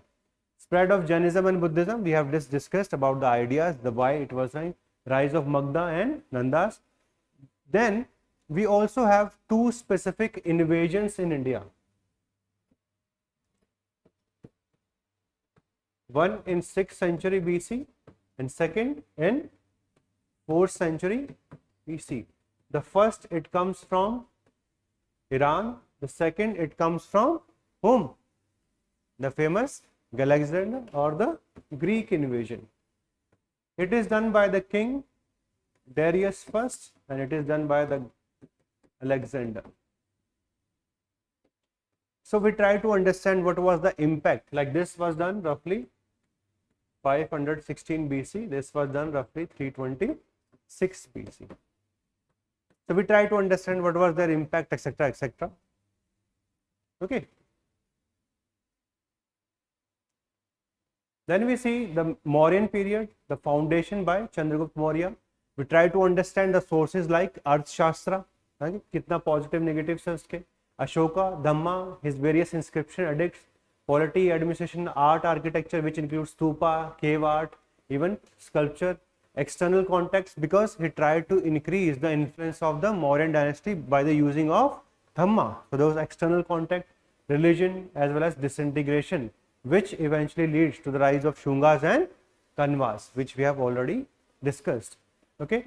In the post-Mauryan period, we see the increase of the outsiders, Indo-Greek, Shakas, Kushan, as well as the Western satraps, which were linked to Sakas only.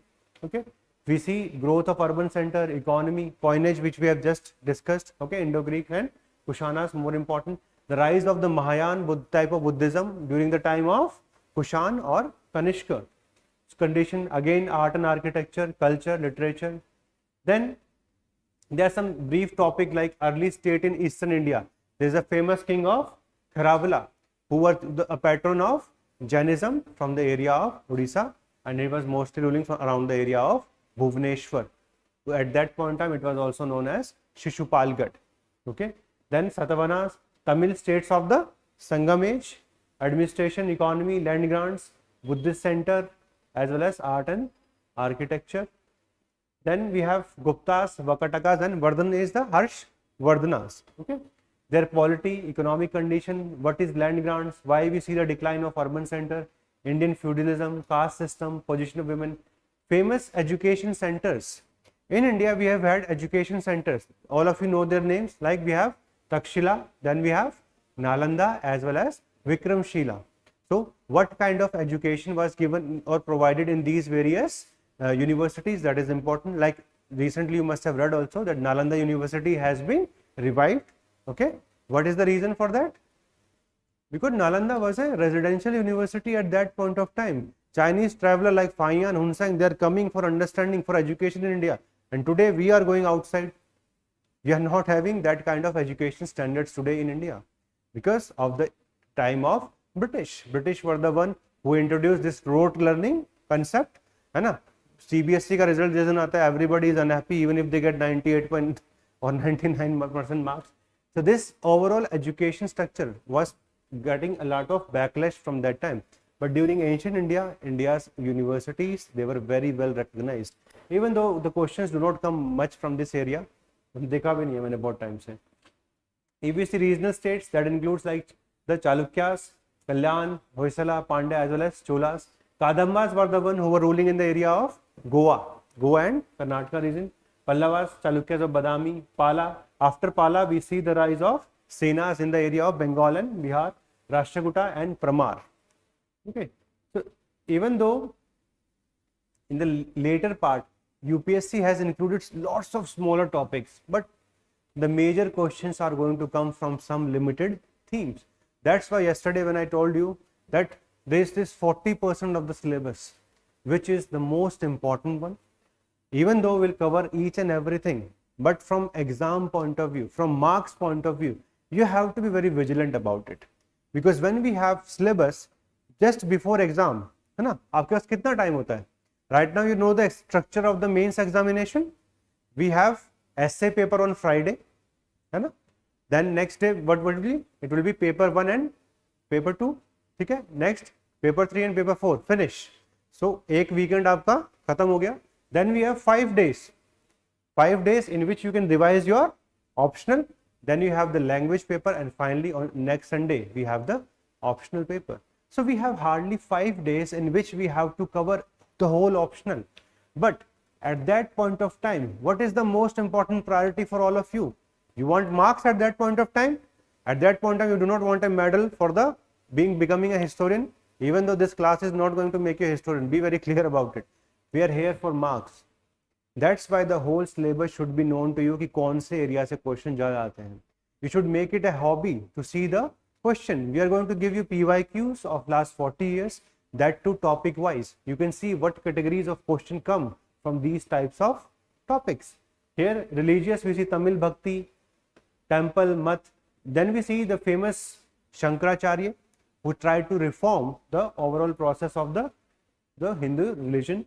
Okay, then guilds, the regional state during Guptas, art and architecture, and finally we see the evolution of art and architecture. So overall art and architecture एक topic बन जाता है जिसमें we have these various topics: cave architecture, stupa architecture, temple architecture, even the 3 major schools of sculpture. वो सारा आपका इसके अंदर आ जाएगा. Philosophical thinkers में आपका शंकराचार्य के related question आता है, and then some of the growth in science as well as mathematics or the scientific progress. So this is the overall syllabus which we have in ancient India, but the areas which you need to learn more profoundly, you can just jot them down. जब भी आपको पढ़ना हो, इनको ज़्यादा priority देनी है. The reason being, your selection depends upon that. So just mark it down. Sources, you're always going to find one question from here.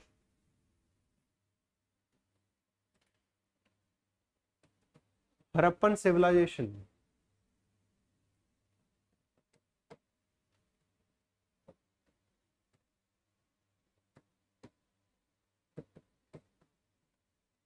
Vedic period,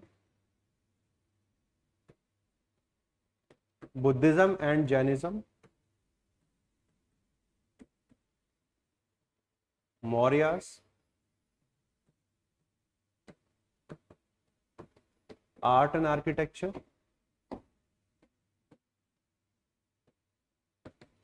literature.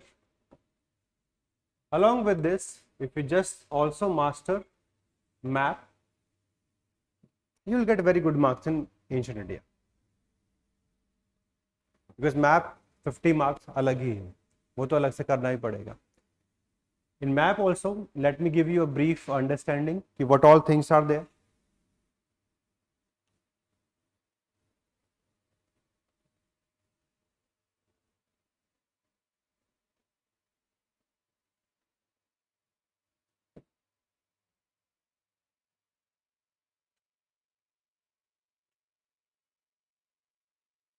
This is how a map would be in front of you.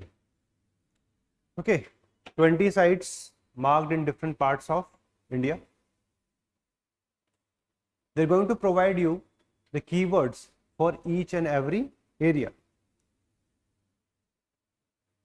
So that's why in the map classes, what we do, we try to first form map period wise.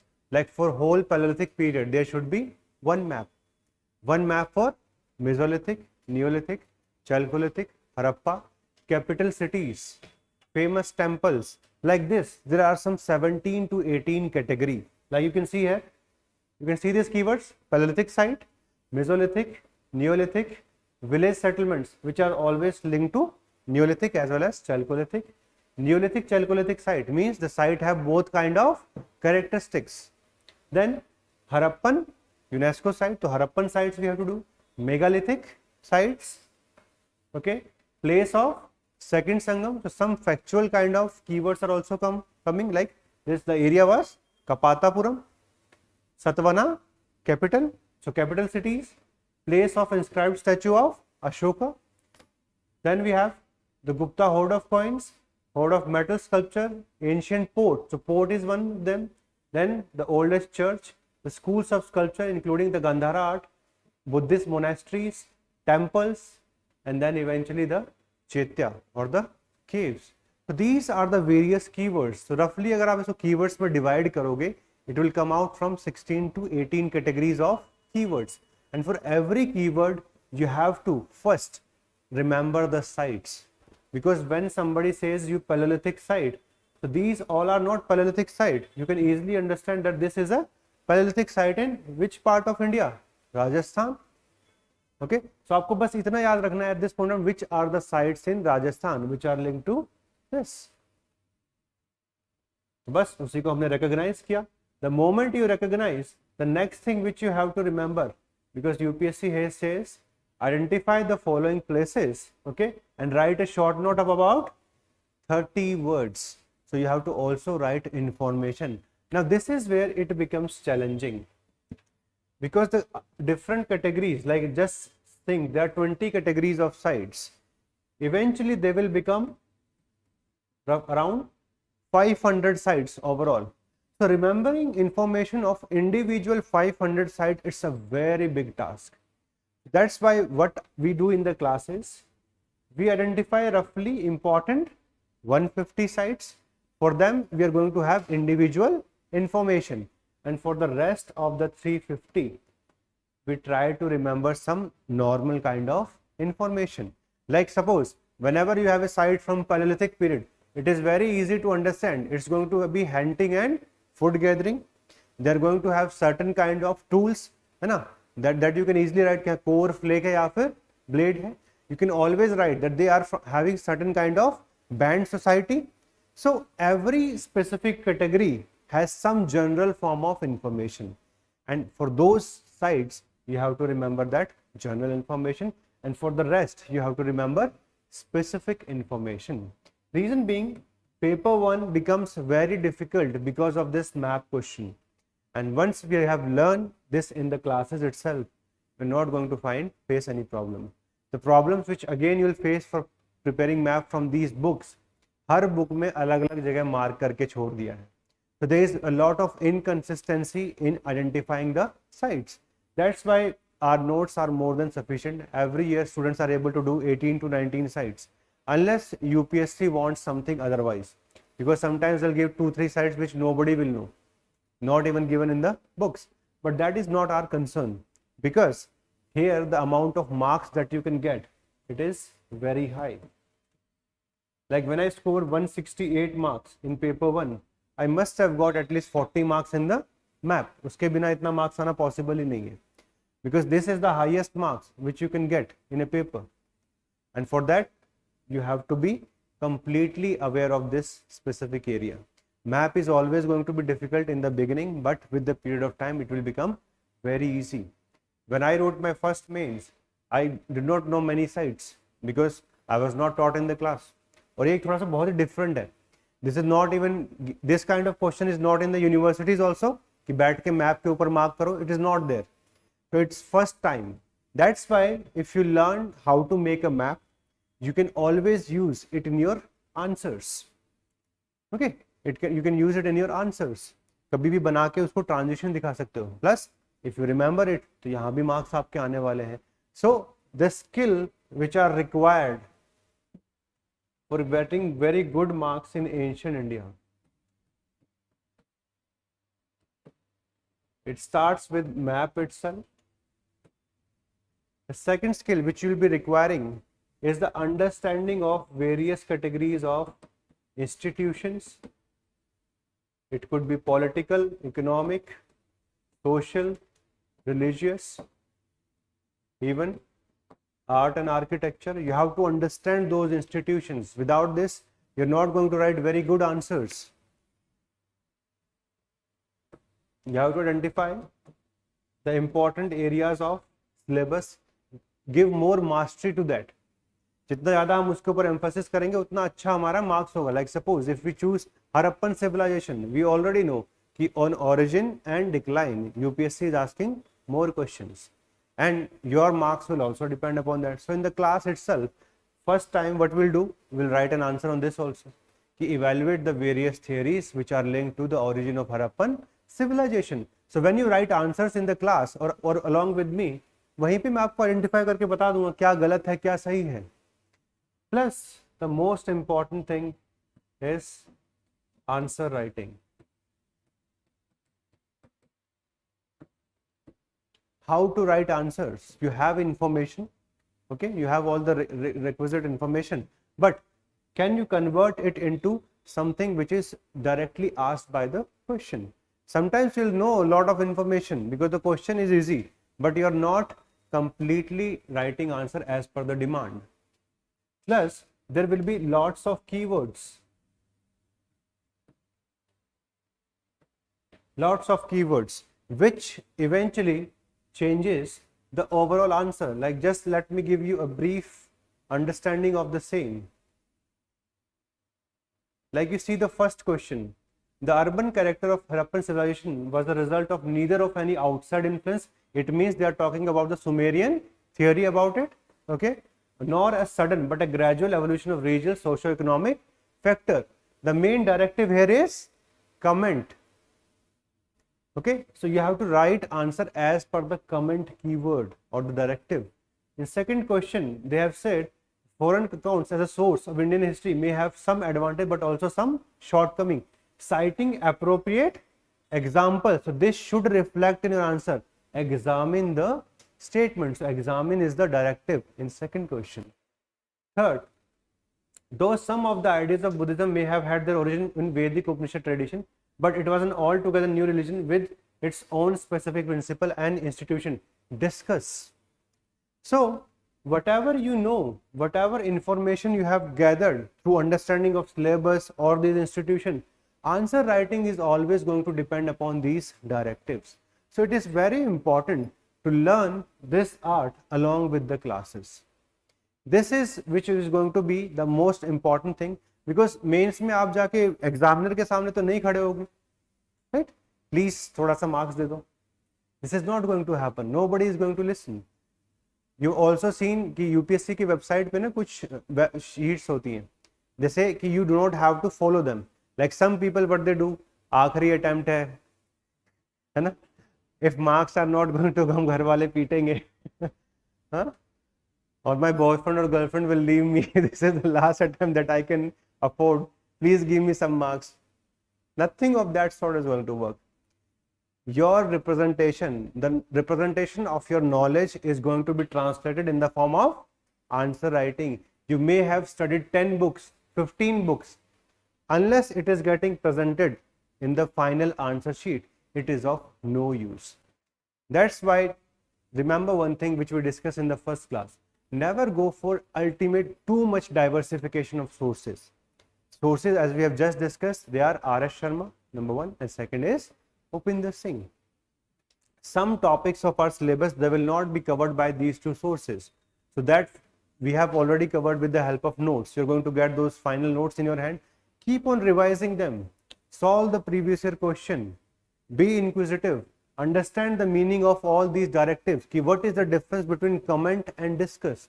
What is the difference between amplify and examine? What is the difference between examine versus critically examine? These directives, this is the complete scope of answer writing, which we have to do in class by class. Okay, so today we are going to stop here. I've given you a complete overview of ancient India, but just before that, let us first see the various concepts, the list which was provided to you. I hope all of you are able to understand them. The first 1.1, prehistory. I hope it is clear to all of you, where the writing system was not developed. Second is Paleolithic. Okay, so Paleolithic, I hope already all of you know. The Stone Age is divided into three parts: Paleolithic, Mesolithic and Neolithic. Old Stone Age, Middle Stone Age and then New Stone Age, and we have already discussed the characteristics of all of them. Next is proto-history. Proto-history means we have the script but it is not deciphered. Next we have Bronze Age, which is very easy for you to understand. Early, mature and late Harappan phase. Early phase represents the sites like Amri, Kot Diji, where we see the initial expression of urbanization as well as script. Mature refers to the big cities like Harappa, Mohenjo-daro, Rakhigarhi. And late Harappan phase, we had already discussed the timeline. Around 1900, we started seeing the decline of the city. That is the late Harappan phase. Chalcolithic age, the beginning of the copper. Megalithic history, we have discussed. This historical period roughly starts from the Vedic period. Then Rigvedic and later Vedic, iron, Sangam and second urbanization, we have already discussed. Mounds, stratigraphy, excavation, numismatic, epigraphy. Paleography, I hope you remember, it's the study of ancient writing, which is mostly a sub part of epigraphy itself. Then we have various kinds of potteries. Okay, so we had discussed that pottery building, it starts from which period? Neolithic. Some pottery have been found from site which belong to Mesolithic, but वो बहुत ही crude हैं and they are handmade. Wheel based pottery, it starts from Neolithic. For the first time, we see the painted pottery in Chalcolithic period. Okay, the painted pottery, they come in the Chalcolithic period. The famous pottery of black and red ware, this belongs to Harappan Civilization.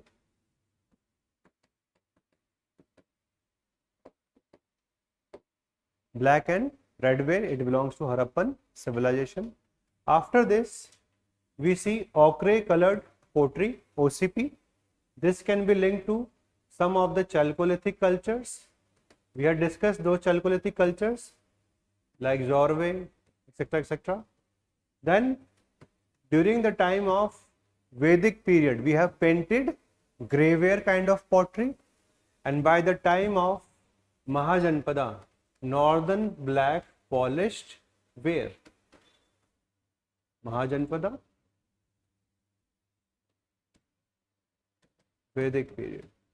So you can just remember this timeline. And pottery had different kind of uses. Okay, they can be used for storage of water, they can be used for storage of food grain, they can be decorative in nature also if they are of different type, they can be used for fermentation also. So there are n number of uses of the potteries. Okay. Next we see the important structures like citadel. I think it's the palace. We had discussed that during the Harappan civilization, the western part, which was made on a raised platform, it was known as citadel. Great Bath is one of the specific area which is found in Mohenjo-daro. Then lower town is this part, the second part. Okay. Burials, we had discussed that burials is nothing but the manner in which the last rite of a human being they were done, and there are different kinds of burial system which we'll discuss later on. Burial system can be of different. If you see the religion also, like in Hinduism, it is important to have a kind of cremation, है ना, fire देना जरूरी है. But if we see suppose in Christianity, they can directly go for the burial also. So different religion have different kind of burial system, and throughout ancient India we also had that. Like in Megalithic age, we see a big stone was put on the burials. Okay. During the early parts, Mesolithic, Neolithic, people were buried even in Chalcolithic under their own house. बहुत दूर जाने की जरूरत नहीं है. And thereafter, like Harappan Civilization, etc., there we see the civic signs, and the dads were not buried close to the habitation sites. So the burial system are different kinds, which we will discuss later on. Stupas, they are the mounds which were created on the last ashes of the Buddha. So initially there were around 9 stupas which were created, 8 on his ashes and 1 on the utensil which was carrying those ashes. Okay, and if we see the tradition, Ashoka made 84,000 stupas. Not verified. Whenever we say tradition, it means it is not historically verified. Okay. Next we see Chaityas. So whenever we see caves, the rock cut caves, it is of two types. It has two parts. Chaitya is the prayer hall, and Vihara is the place of residence.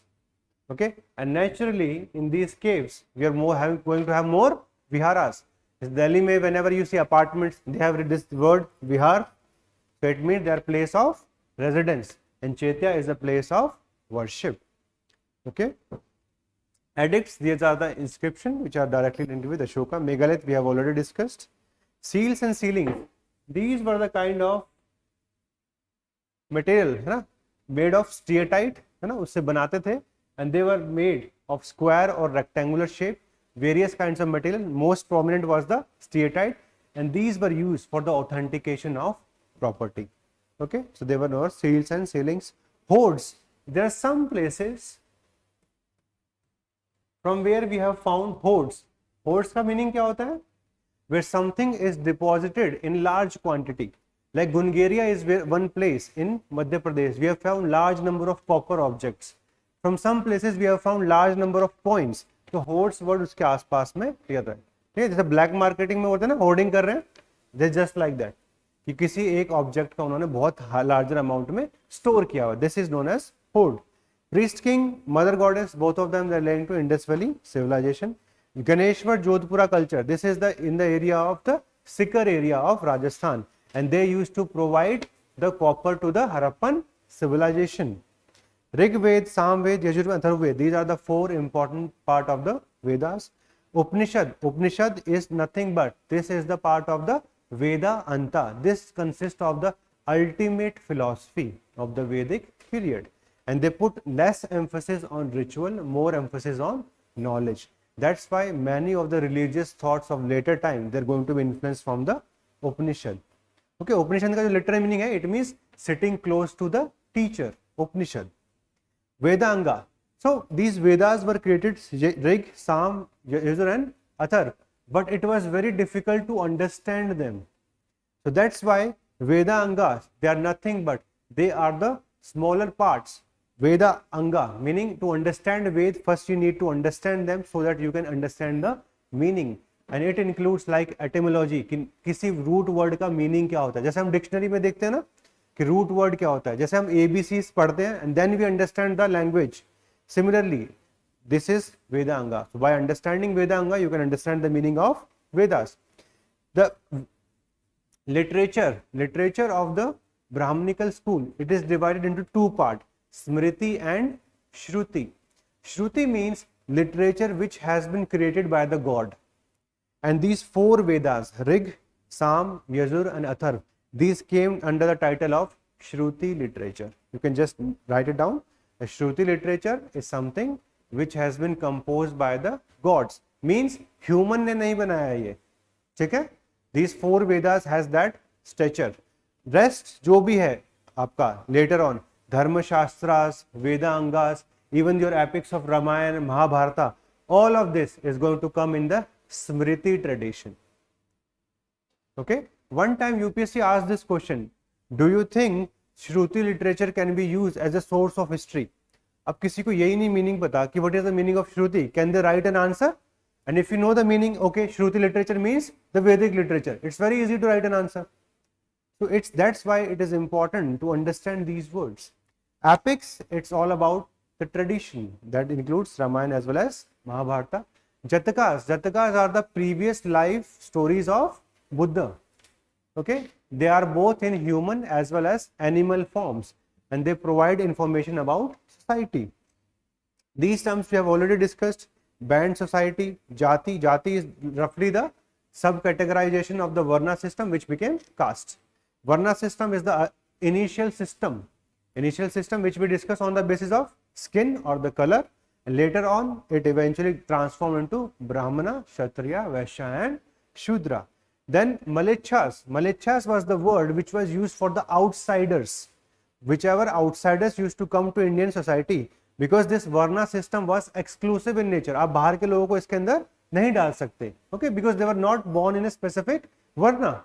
That's why the outsiders were known by the word Malechhas. So whenever these invasions happened, Indo-Greek, Shakas, Kushana, the word used for them was Malechhas. Then these various political terms, kingship, monarchy, oligarchy, we had discussed. Sabha, Samiti. Sabha was the assembly of elders, and Samiti was that of the commoners. During the early Vedic period, both of them could be attended by women, but later Vedic period it was not allowed. And this is the part of the democratic tradition. Mahajanapada, we had just discussed that evolution, the Jana, Janapada, and then finally Mahajanapada, or the state system. Evolution of state system eventually can be seen in the Mahajanapada system. Okay. Economic terms, Shreni is nothing but the guilds which we had discussed. Okay. इसी का जो meaning है उसको, this guilds, इसी को आप बोलते हो श्रेणी. श्रेणी can be different, like iron Smith can have their श्रेणी, carpenter they can have their organization, goldsmith. So if we go by different sources, different number of श्रेणी has been mentioned. Like महावस्तु जो है आपका बुद्धिस्ट सोर्स है, it tells कि 18 categories है, कुछ में कुछ और लिखा हुआ है, ठीक है. Land grants were nothing but the areas which were given to the military commanders in lieu of their services.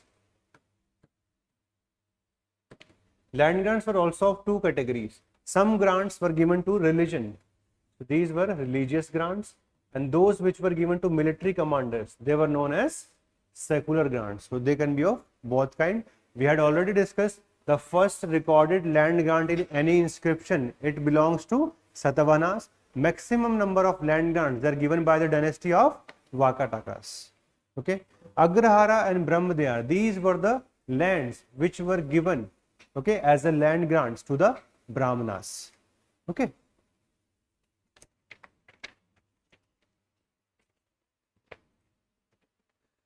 Yes.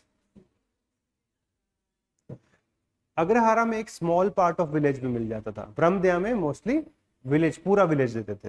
When we give a specific part it known as agrahara, when you give full village it was, ठीक है. और ये ब्रह्मदया में एक specific ये भी था कि sometimes when brahmadeya could be given to the religious institutions also, ठीक है. देवदान भी बोलते थे उसको. Don't worry, later on it will get clarified. All these terms अभी हमने बस एक ऊपर का ओवरव्यू लिया है, ठीक है. In last yesterday and tomorrow we have been able to understand what is eventually history, historiography, sources क्या होते हैं, ठीक है.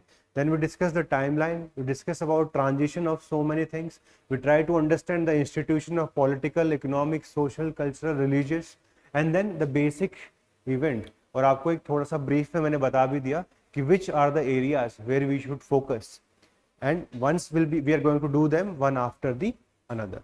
ठीक है. Tomorrow we'll start with medieval India. Medieval India के जो आपको एक कंसेप्ट लिस्ट मिलेगा उसको हम डिस्कस करेंगे अच्छे से. whatever question you have, you can come up with that tomorrow. We're going to discuss that again. All right. So take care and we'll meet tomorrow.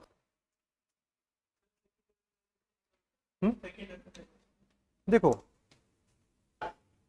एक बार इसको समझ ही लो, इस कंसेप्ट को.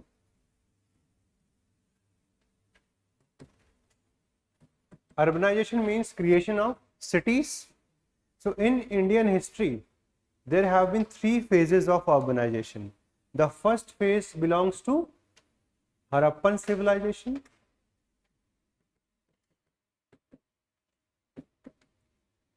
So roughly इसका जो time period है, it is 2600 to 1900. Okay? हाँ? 3300 जो है वो अर्ली हरप्पन फेज है. जो मैच्योर हरप्पन उसको हम लेते हैं अर्बनाइजेशन फेज मेन. ठीक है, पूरा आप करना चाहो तो उसको कर लो, अर्ली, मैच्योर एंड हरप्पन. वो फिर आप 3300 से 1300 तक लेके जा सकते हो. That is not a problem. Then comes the second phase. In between, as we have just discussed, कि Vedic Aryan they were having a rural culture. So by 6th century BC, again there was a phase where the cities were created, and this happened in 6th century BC. ये इसमें हुआ. Thereafter, starting from Gupta period onwards, again there was a phase of de-urbanization, which has been used by the Marxist historian to use the theory of urban decay. Okay, and when the Turks came in 1192. This was the phase where we see the third urbanization. So overall, इसके बाद continue रहा urbanization, इसके बाद de-urbanization का as such phase नहीं आया. Only the British part, at which time we see the decline of some of the cities, which we'll discuss later on. जिसे वो modern में बात करेंगे. But in general, ancient India में there are three phases of urbanization which we have to remember. Behind urbanization, there are always going to be different kind of factors. It would be political, economic, social, as well as cultural. Political, as all of you know, without a state can we create urbanization? It is very difficult. The public amenities, public buildings, local institutions, they are required for creation of urbanization. Similarly, without agriculture, if agriculture is not surplus, can we create urbanization? It is not possible. When your stomach is filled, then only you can learn. अगर यहाँ पे खाना ही बंद कर देंगे तो classes बंद, right? So in terms of economy also, that structure should be there. If we do not have requisite population, can we have urbanization? No. So that's why when we see census, there are 3-4 categories which you should know. जैसे कि 75% of the person, they should be in non-agrarian activities. Density should be more than 400. So these are the categories which we use in the modern census of India. So similarly, whenever urbanization happen, they should also have these factors of various categories, and these are the three phases which you can remember.